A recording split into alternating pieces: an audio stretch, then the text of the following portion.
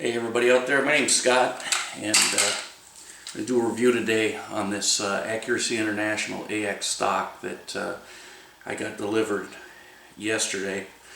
Just to let you know where I came from in buying this thing. The other guns that and in giving this review, the other guns I own are a Colt H-Bar, Barrett Rec 7.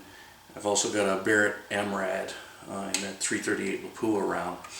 And really why I bought this stock was because Barrett hasn't come out with the 308 and 300 Win Mag barrels and magazines and bolt faces yet, and my kids are really getting into shooting. They're 7 and 10, and obviously at I think it's $7.50 a round now for 338 Lapua Magnum at the local sporting goods store, and it's about $3.50 if I want to reload it.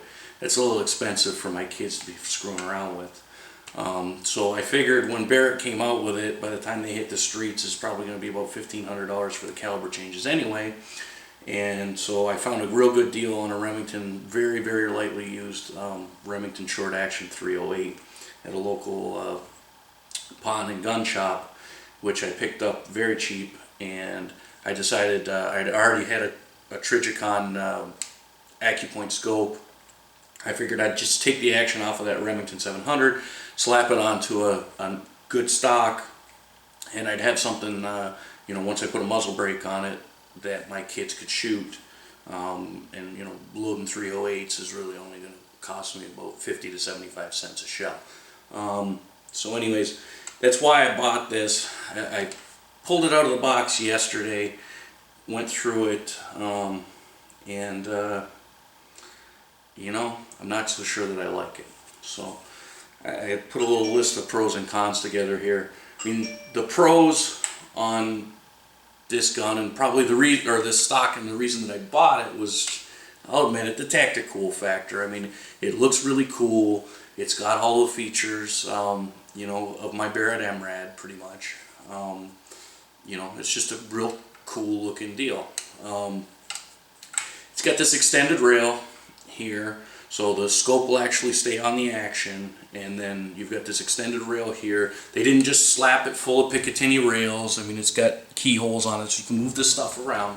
What I was figuring was that for hunting at night, I can put night vision on here. I got some friends down in Texas who can go hog hunting and stuff at night. I can throw some night vision on here, take it off. Putting the bipod out a lot farther than that stock Remington stock is going to help out a little bit. And help out a little bit with accuracy as well. Although I think that might be a solution to a really non-existent problem for most shooters. This was my sight-in with that Trijicon, at 100 yards, and that was with stock. With PMC bronze ammunition, which really isn't that great ammunition. It's planking ammo, but I was able to just put bullet after bullet, even with that, right in the bullseye once I got that Remington sighted in. So that's a stock gun, and that's me shooting. I'd never shot a 308 before, so you're basically talking an MOA gun right off the shelf with a Remington 700.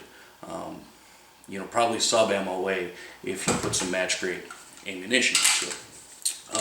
The other reason that I bought this is that you can have a magazine up to a 10-round magazine, which is nice to have. One thing that Accuracy International did do was they milled out this magazine so that you can pull it, without having to cant the gun sideways and all that fun stuff. And most aftermarket stocks, they're not using it up to a 10-round magazine. So, I figured it'd be nice to have 11 rounds, especially for shooting at the range. One thing I don't like about it is this magazine release. Notice I was going like this. It is very uncomfortable to release this. It's very small right here. And it's very sharp, and in order to do it, you got to push it on the corner, and it kind of hurts. Even I put some buckskin gloves on last night, and in order to do this comfortably, you're basically going to have to go like that, take your finger out of the trigger, or you're going to have to do it with the other hand. And that kind of defeats the purpose of being able to pull these magazines out without moving the gun around, because you're going to move your hands all around. So, I mean, that was kind of the first thing that I didn't like. The other thing I don't like about this gun is this fixed strap loop here that's part of the folding stock apparatus. Okay, this is a metal powder coated piece here that is fixed. It's not removable, and I can guarantee what's going to happen. If you're familiar with the Remington 700, hopefully you are if you're watching this review. Right here's where the safety is. It's a little knob that goes forward and backwards. Well, guess what? My hand has to go over top of this thing. Now this is going to be a far enough reach as it is, but I got this 1/2 inch strap loop sticking out too that's pushing my hand out. So, you know, I really don't know what the purpose is.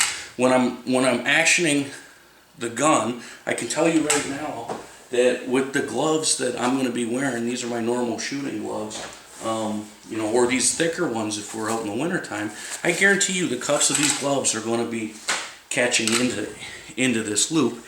And I really don't know what the point of having that loop is there when you got a quick detach right there. I mean, look, problem solved. Get rid of this thing.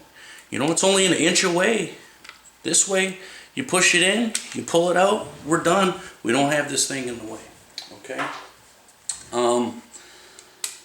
The other problem I have with this gun is this folding stock. It's very well made. It's very, you know, I don't have a problem with the workmanship of the stock. What I do have a problem with, though, is that I can envision me walking through the bush with this stock, wanting to have it closed. This stock will not close with my hand properly positioned on the grip. My thumb's in the way. Okay? So instead of having a gun that folds all the way, it'll fold actually a little bit more than that. Okay? I've got to keep this thing way out on an angle like that. You know, which I don't know why they wouldn't have cut this out, carried this cutout just a little bit more, and designed these pins for the floating cheek piece a little bit differently. The other thing that I don't really like is this latch sticking out here.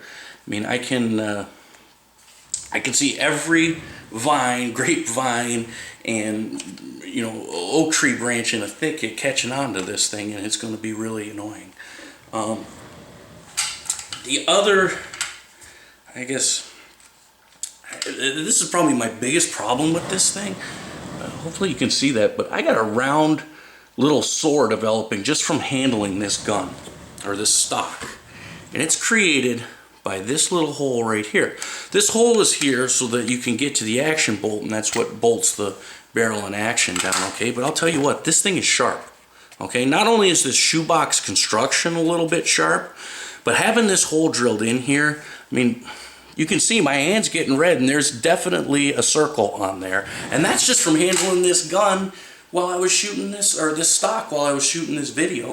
And, I mean, I gotta tell you, there's gonna be a lot of days when I'm out deer hunting or down in Texas, handling this gun without gloves, and I'm gonna end up with a blister on my finger, which, you know, for a $1,400 stock, it was $1,358 delivered by Euro Optic, which I can't say good enough things about Euro Optic. They were a great company to deal with, very fast shipping.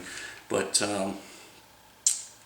I'm sorry, for a $1,400 stock, I don't think my finger should hurt when I drop the magazine, and I don't think my finger should hurt from just handling this. I mean, why they didn't come up with a different system to get to this, I think you probably could with just an Allen wrench without this hole here, or why they didn't have some kind of pop out, you know, rubber cover or something to make that more comfortable. I don't know, but you know, just the overall fit and finish of this, you know, the handrail right here, when you get up to the top, you know, it's out about 1 millimeter where this little piece comes in. I guess for, you know, call it a $1,400 stock, I'm kind of disappointed. And so I haven't 100% decided yet whether I'm going to make some modifications to this thing or if I'm just going to send it back. I mean, I just kind of have a problem taking a Dremel tool to a $1,400 stock that you know, is supposed to be the best one around.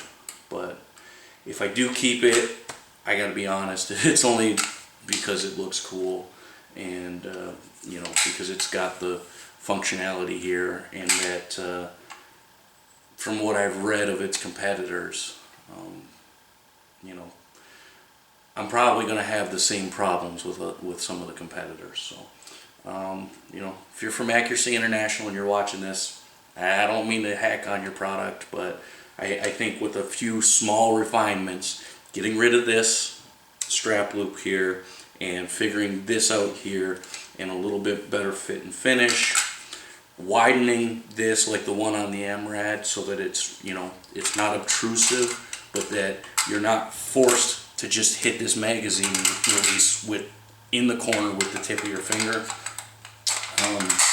You know, I think that'll go a long way to making a lot of people happy with a rather expensive stock. So that's what I think of it.